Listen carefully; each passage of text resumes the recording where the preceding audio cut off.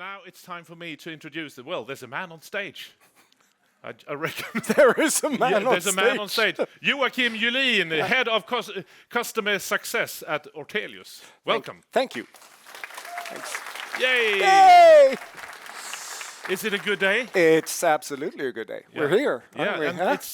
is it how many years have you been doing this? Wow. I almost said long before I was here, but 2015, I think, was the first time we did the intelligent enterprise. Yeah. Then the enterprise wasn't that intelligent. But now it is. Yeah.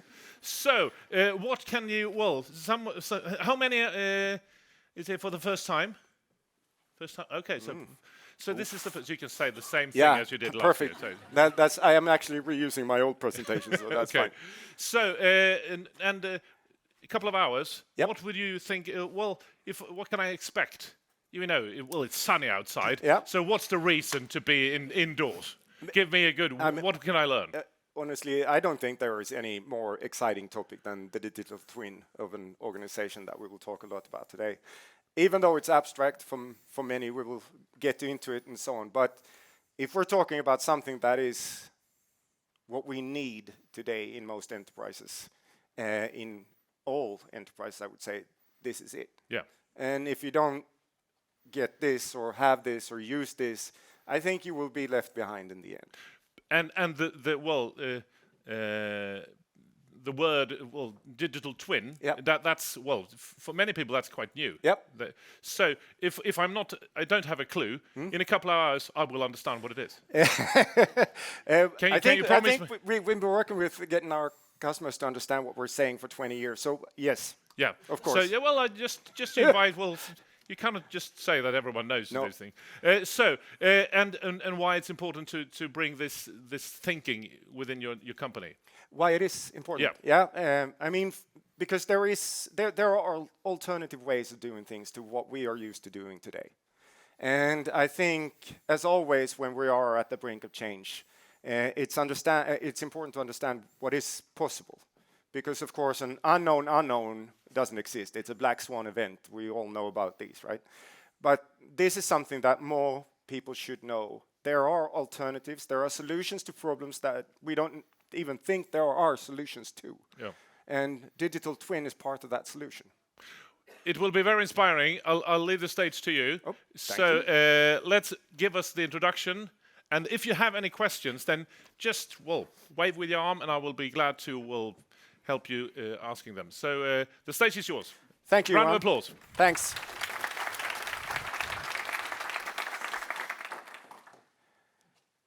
I got 25 minutes to cover the topic of a digital twin of an organization. What is it? As I said, I mean, we've spent about 20 years trying to explain this to the world. So 25 minutes will cover it, I guarantee. Sophie, please come.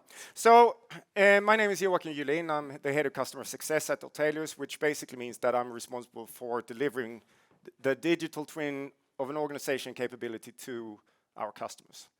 Now, that I'm responsible doesn't mean that I do things, right? It means that I'm responsible for that.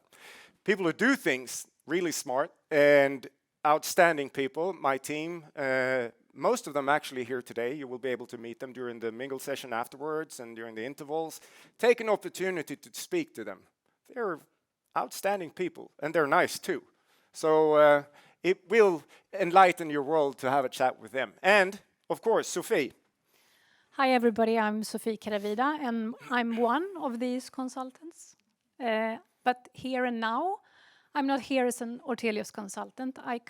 I'm a self-appointed audience representative. I kind of hijacked Joakim's speech here. Yeah. I'm here to see that you are comprehensive and understandable, and that we can follow your thoughts. And also that you catch your breath once in a while. Yeah, so for those of you who don't know me, I'm incomprehensible, too quick, and I have to catch my breath at times. But so I'm happy to have Sophie here because I think it gives us dynamic in what we're doing and to ensure that I'm comprehensible. So, 3 years ago, in what today seems like a galaxy far, far away, we met here for the last time. 2019, we were in this exact location and talked about the intelligent enterprise. Now, oops, what has happened since? Not much, really. There was a global pandemic for 2 years. We had a substantial disruption to our supply chains. There are atrocities in a European country for the first time since the Second World War in terms of an external invasion, and so on. So not really much happened, right? But to tie it up a bit towards last time. So last time we talked about 3 topics. We talked about the importance of strategic experimentation. I talked a bit about, or mentioned, a black swan event. You could say that the pandemic, well, possibly not a black swan event, but at least not foreseen to the extent it was and when it was. Strategic experimentation allows us to test hypotheses in a safe environment. If this happens, how will that affect my business? Now, human imagination cannot be replaced as of yet. So we need to imagine the hypothesis ourselves, but to test it in a safe environment was part of the discussion. That was Alex Sayed from Alfa Laval. We talked a lot about challenges with changing things that work. I mentioned the 3 doors experiment for those who were here, why we are reluctant to give up on something that works, even though the payoff for accepting a change would be far greater. That also means risk. And the challenge of jumping onto something new and what effects that has on us. Because a digital twin is something new. It is something that we haven't seen. We don't even know that these solutions exist in many cases. But that's what it is about. And the third point, major point, was the value of innovation of business models. So Bill Ribaudo was here. He talked about the RMX model, how we, by changing the composition of our business model, can actually rise in the value chain and get a higher valuation of our business as such. So that was 3 years ago. What has happened to the intelligent enterprise since? Well, I said since 2015, I think the intelligent enterprise has become far more intelligent. But, and we live in kind of extraordinarily interesting times when it comes to innovation and improvement in basically every industry. I read actually in Financial Times, though, this morning that there are challenges with this as well, because we get more to do, but we less productivity per hour spent. So, but innovation and improvement is happening everywhere. We believe that more than 80% of what can be digitalized is digitalized today.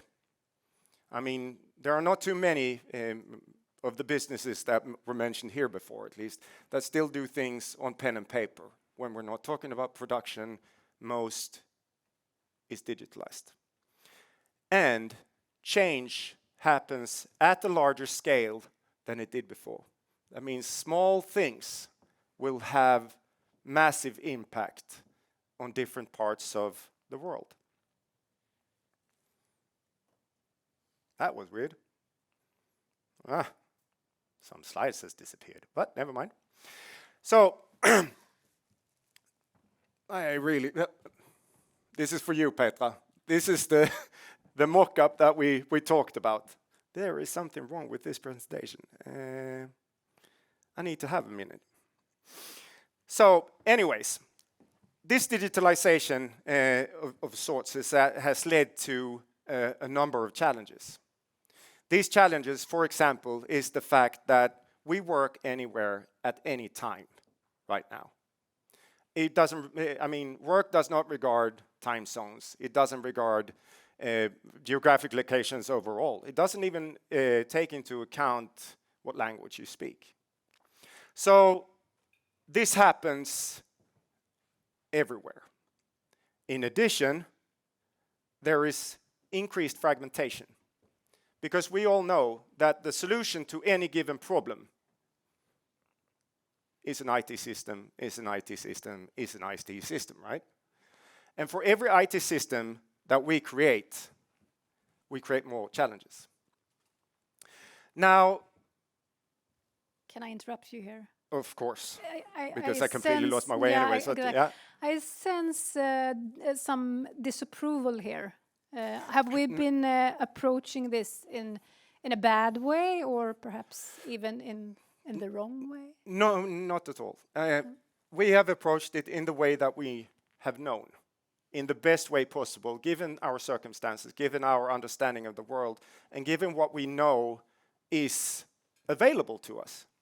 Because, I mean, in all honesty, 5 years ago, no one knew the concept even of a digital twin. We have done best effort, and we have done really well, because, I mean, given the challenges that we have faced, we have identified and solved a number of problems. The unfortunate, of course, consequence of that is that we have faced other problems instead. I'll come to it in a bit with this. Because in essence, you can say that IT systems are rigid. IT systems, software, in the form of a solution, is not built for change. It is built to solve one problem in one specific way. Now, even though if we are talking about huge systems like ERP systems or PLM systems or whatever, they solve problems, but in a specific way. Now, this is a contradiction to the fact that business is dynamic, because business changes more or less every day. Now, this is a reality that IT organizations, for example, face every day and struggle with every day. The transactional systems are rigid, and the business is dynamic. So I would say that to some extent, the challenges from today really remains, and the need for transparency of information throughout business has become painfully obvious over the past few years. I mean, you all remember this, right? One ship in one place in the world caused disruption to our global supply chain that many companies are still struggling to recuperate from. This was an accident, but solving the consequences of that accident has taken so long, and we are still not through. The easy access to niche solutions expands on the fragmentation that I briefly mentioned before. What do I mean with this? Well, today it's super easy to buy access to a solution for a specific problem only using your credit card. You bring the credit card up, you enter your information, you start populating with information, and you have a solution to your problem. We had, yeah, okay. Yeah? Sorry, I can see people nodding here. Are we talking about information in silos? Is that what you're trying to get at? Yeah, absolutely, because I'll come to it. I'll tell you an anecdote. So we had one customer, and they started looking into how many cloud solutions they supported as an enterprise, huge enterprise, global. And they had this assumption that they had 10, roughly. We, as an IT organization, support 10 cloud-based solutions for this company. But they weren't sure. They had a sense of that something wasn't really ticking here. So they started to look into this. 2,500. Now, imagine this. It is easy still. So you bring up your credit card, you buy access to a solution, you start populating with the information. Unfortunately, Adam, I'll use Adam as an example, Adam decides to leave our company. Now, Adam is a brilliant guy, so he, of course, has found solutions to many of the problems and started populating those with information. Now, Adam leaves. What happens with the information in his solution that is not connected to anything within our business? That information is lost. Everything that Adam created within the realms of that solution is gone.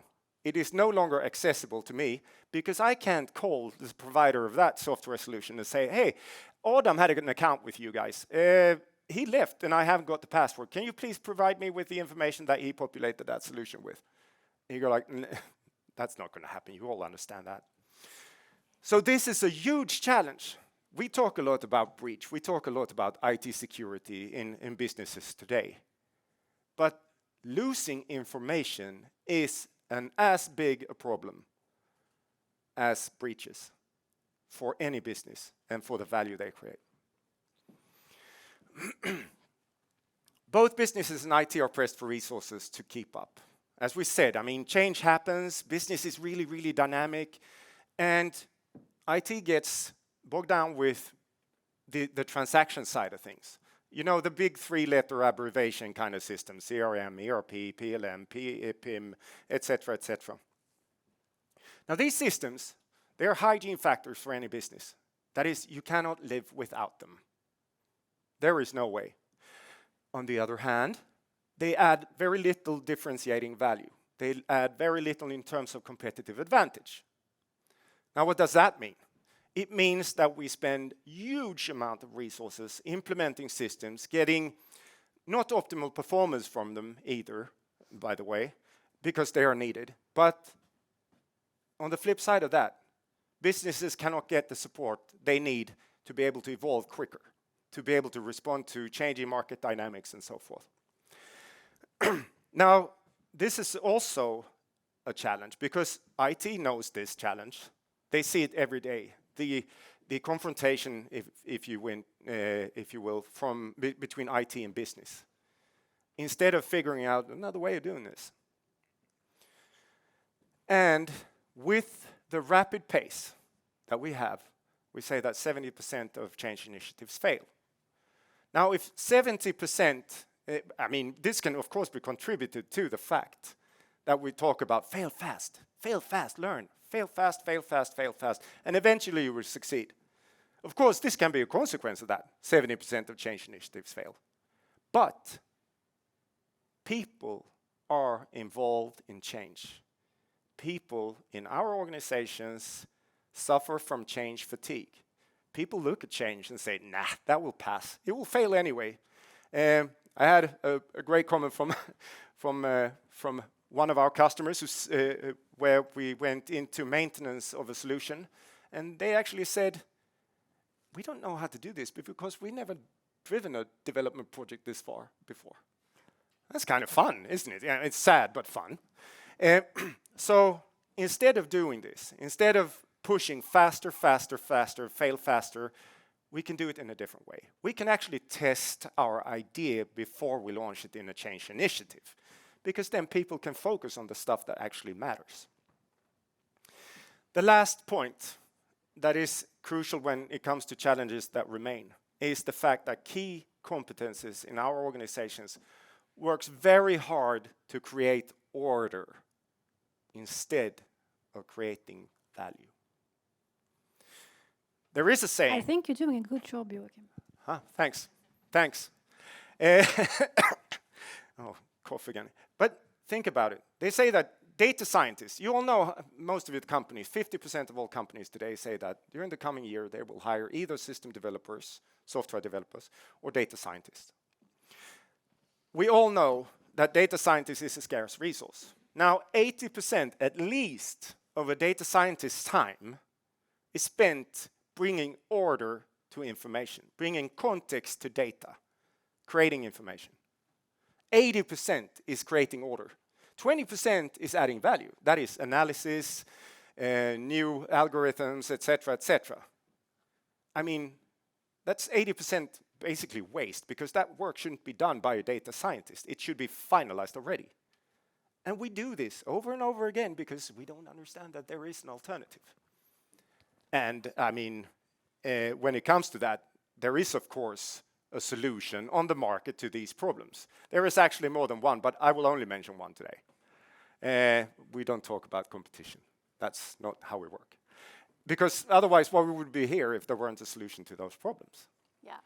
It's time to go over to the solution. We have an impressive lineup. Okay. I've been talking for too long. That's you saying. Okay. Yeah. Thanks. Time to move on. So imagine this. If there was only one definition of your business, not 2,500, which is the case with our previously mentioned customers. What if that definition was completely dynamic? What if the dynamics gave you the opportunity to change from one location to impact all other locations? And what if change took hours, Not days, not weeks, not months, not years, but hours. That would be pretty nice, wouldn't it? So this is a DTO? It is the DTO, to be honest, but we'll get to it more in a bit. Because if you did this as an organization, if you did this, integration costs in your business would be significantly lower. Gruesome implementation projects would be a breeze. Now, of course, that doesn't happen in your company. It doesn't happen in our company, because in our company, all implementation projects run very, very smoothly. But for some companies, it happens at least.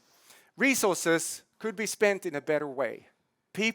We could actually utilize the brilliance of the people that we have hired to do what they're hired for, not what should have been done previously. And innovation would be easy, and innovation would accumulate value over time. No more one-offs. So let's talk a bit about innovation. Because innovation is pretty much what we will talk about all day today as well. Innovation is about standing on the shoulders of giants. Now, we try to give this quote to Einstein, but it's actually Newton, so it's far older. But standing on the shoulders of giants has been in the natural sciences frame of mind for a very, very long time. It is about accumulating knowledge in a accessible format, so that I can use the knowledge of previous people to expand on the value that we provide. Standing on the shoulders of giants. When we innovate and test, as we see innovation and test, we do this through establishing a core for a first prototype. This core is, we call it a model, but see it as a core. It's a model for the first prototype. Then we build functional prototypes, not mock-ups, not dummies, but functional prototypes with real data in hours to test ideas. So to test your ideas, to test your hypothesis, to test whatever it is that you want to test where you see a gap today, for example. You expand the core with each prototype. And this means building a higher giant, because every next time you build, it will be easier to build. It will be faster to build, and you won't create any technical debt building it.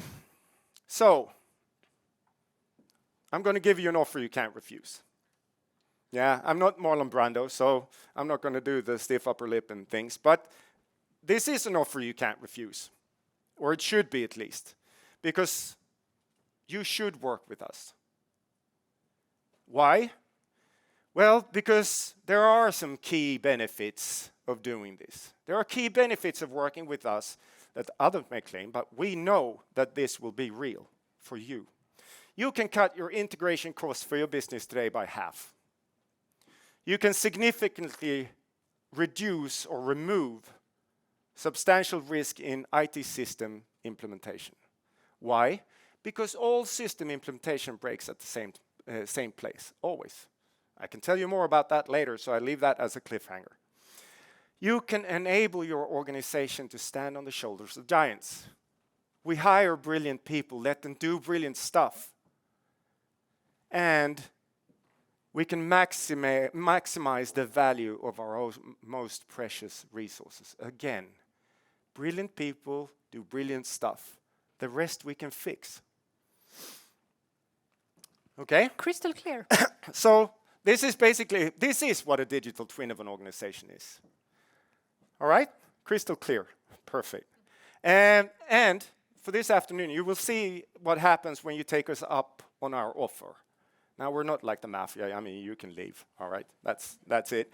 But you will see what happens when you take us up on the offer. There will be presentations from Tetra Pak, from Peab, and also from Sandvik later on today. Okay, 5 minutes left. Oh shit, I have to talk a lot now. So they will talk about that. Afterwards, we will have a Q&A session that Johan will lead, and we will have mingle afterwards. And if you like to know more, talk to the brilliant people that work with Ortelius. Besides being nice, as I said, they're brilliant. So take the opportunity when you're out mingling after this session or after next session to talk to the team about your challenges or just get to know us. We're pretty good people. Thanks a lot, Johan. Over to you. Well, thank you both of you. But I have some questions already. Yes. So, just how do you know that the simulations get it right? Okay. The settings. So, can we future-proof our ideas? No, we can't. But we can test it with the circumstances we have. So, of course, we can't say that this hypothesis will actually be true. But we know that if it is true, we know what will happen. When it becomes true, we know how to work. So you can give, all kinds of scenarios. Yes. Within that model. Yes. Yeah. Or you can expand the model. Yeah. So how big are the projects? Well, how small can a project be? Yeah. And how big can it be? Well, I understand it can be very, very big, but what's the smallest? I think the smallest is just to start working with an idea. Because as Matthias Lindström will tell us later on, I mean, start working with an idea, with a challenge, with a problem, with an opportunity or whatever. Just start working with something. Doesn't have to be big. Can be very small.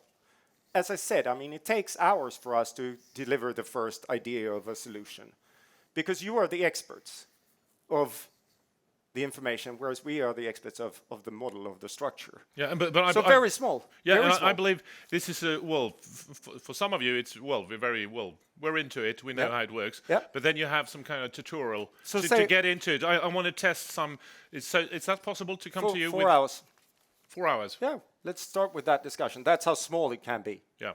And then, of course, a digital twin of an organization, of an entity, is huge. But you can't start huge. That's crazy. Start with a problem that actually brings you value after 3 weeks or 4 hours or whatever. Can you say anything about? I understand it's very you will save plenty of time, but do you know in the long run? Yeah. But by using this technique as an innovation tool, can you say anything about if you take different examples, how much shorter is that?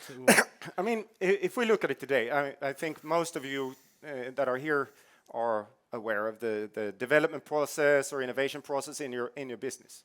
Normally, you have to go through a number of toll gates, and you have to acquire software development and stuff like that.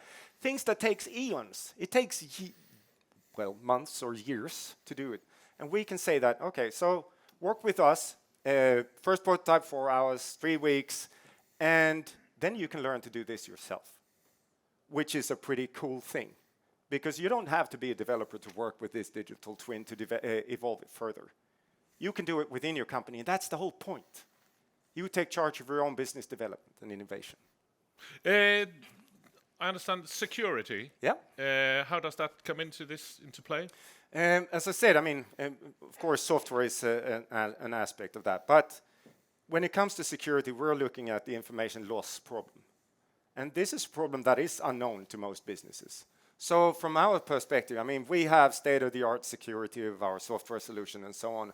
And even now with Gen 3 that is being displayed outside by Måns later on, we have taken several steps in a very, very good direction when it comes to security for our solution as well. So if you don't have discussed or upgraded already, you should, of course. Let's see. Do we have any questions within the room? We will have a Q&A later on, but we will definitely... So I need a hand mic so we get this on tape.